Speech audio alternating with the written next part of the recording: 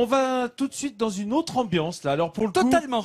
hein, C'était le changement radical. incroyable. Radical. Vous avez toujours rêvé de partir en randonnée avec Kevin Costner du côté du Montana et de danser parfois avec les loups. Vous avez toujours rêvé de vous prendre pour un Indien, un Cheyenne, un Apache et de dormir sous un tipi comme là-bas. Eh bien ici, c'est possible. On prend un tipi avec un fourneau à bois, on construit ça. Vous allez voir, c'est une randonnée totalement inoubliable, hors des sentiers battus et totalement en phase avec la nature. On n'a pas Kevin Costner.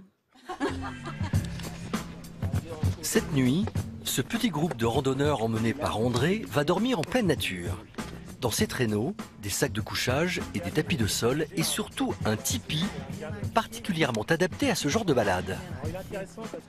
L'idée, c'est de pouvoir, avec les clients, s'arrêter, faire des étapes qui sont tout à fait abordables. Et l'idée d'utiliser un tipi d'expédition qui est vraiment très très léger, eh bien, c'est vraiment la solution optimale. On vient ajuster. Et ce sont carrément les membres de la famille Mina qui vont tracter les traîneaux. Et si les premiers pas sont un peu hésitants, voire chancelants, la petite troupe finit par trouver son rythme de croisière. Dans un décor entre vallons et forêts, la famille Mina est au paradis. Bon, il y a un petit peu d'effort, effectivement, mais bon, on est un peu habitué aux raquettes, donc ça aide. C'est ce qu'on recherche aussi, hein, de toute manière, il y a besoin de ça aussi, un peu d'effort, et pouvoir profiter un peu de ce panorama. Après 1 heure de randonnée, la petite troupe arrive enfin sur le lieu du campement. De s'arrêter là, et tout ça, c'est aller ici. Hein. Alors que le soleil décline doucement et colore les flancs des montagnes voisines, notre groupe commence à s'installer. En une vingtaine de minutes, le tipi est monté. Il ne reste plus qu'à installer ce petit poêle, un élément indispensable pour affronter la nuit glaciale qui s'annonce.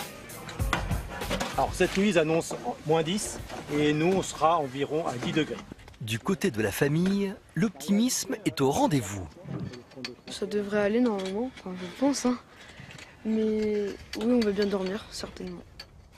Ça y est, le poêle est enfin installé et réchauffe rapidement le tipi et le cœur de nos randonneurs. Allez, santé à votre soirée, à votre escapade en tipi. Alors que la petite famille profite de ce moment de convivialité, la lune s'élève lentement dans le ciel haut-savoyard. Pour les Mina, cette nuit s'annonce inoubliable.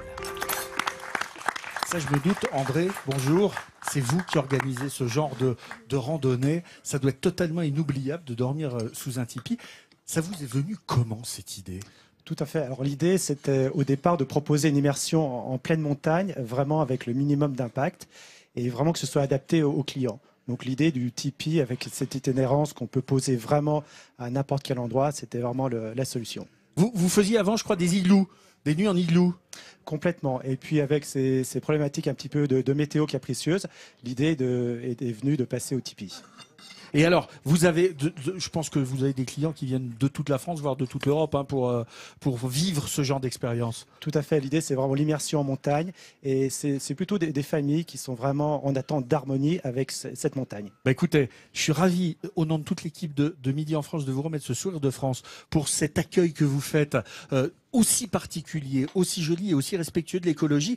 Il y a une autre nuit qui doit être totalement incroyable. C'est ce genre d'expérience que vous découvrez à l'image. C'est ces nuits sous une bulle. Alors c'est pas un tipi, c'est une bulle transparente et on a l'impression comme ça de passer une nuit à la belle étoile, mais dans des conditions tout à fait confortables.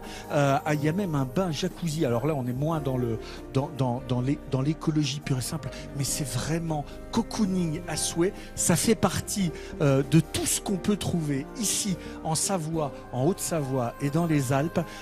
Comme quoi, on vient ici pas seulement pour faire du ski, mais aussi pour passer des moments extrêmement agréable et en phase avec la nature, à l'observation de tout ce qu'on peut voir et découvrir ici. Merci André. Merci.